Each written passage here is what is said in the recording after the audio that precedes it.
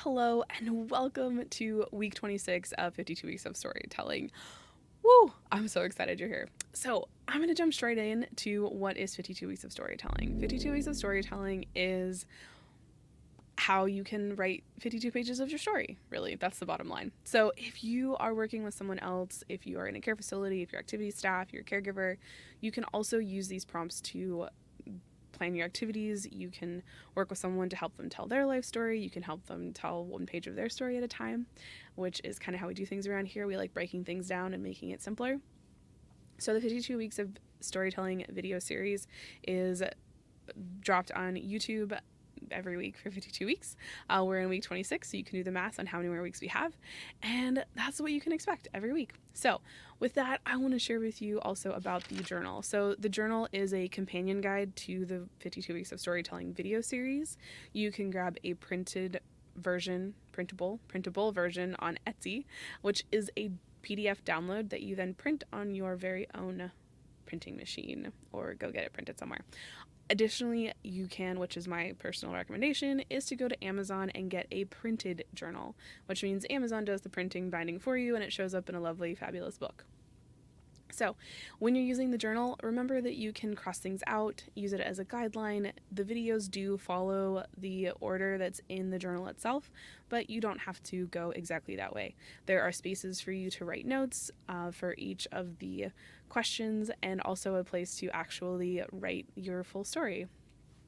So with that, I want to share with you the legacy storytelling method. So the legacy storytelling method is what I use to help people start their drafts, start their outlines of what they want their stories to look like, and also to help them guide conversations, guide interviews with people who they are working with to help them tell their life stories. We start with the 5 W's. Those are who, what, when, where, and why.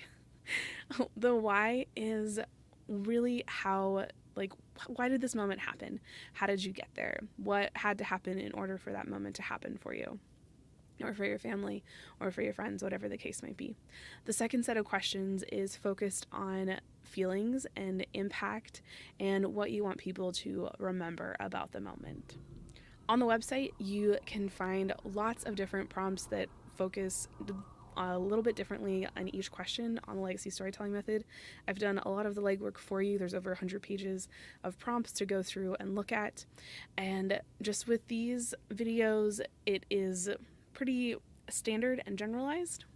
The intro to the weekly writing prompt, which we'll get into in a hot second, will walk you through a little bit more of how you can use the specific prompt questions if I feel like there is a little bit of a nuance that you can use. So with that, I want to share with you the intro to the weekly writing prompt.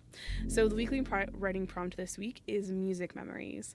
Now, I have lots of music memories, but not everyone might have music memories. So when you're thinking about which memory to pick, or if you're working with someone and you're trying to help them sort through and pick one, feel free to pick something that maybe had to do with an instrument, if they went to a concert, a song they heard on the radio, a song they danced to, maybe the song at their wedding, or the first song they remember hearing on the radio.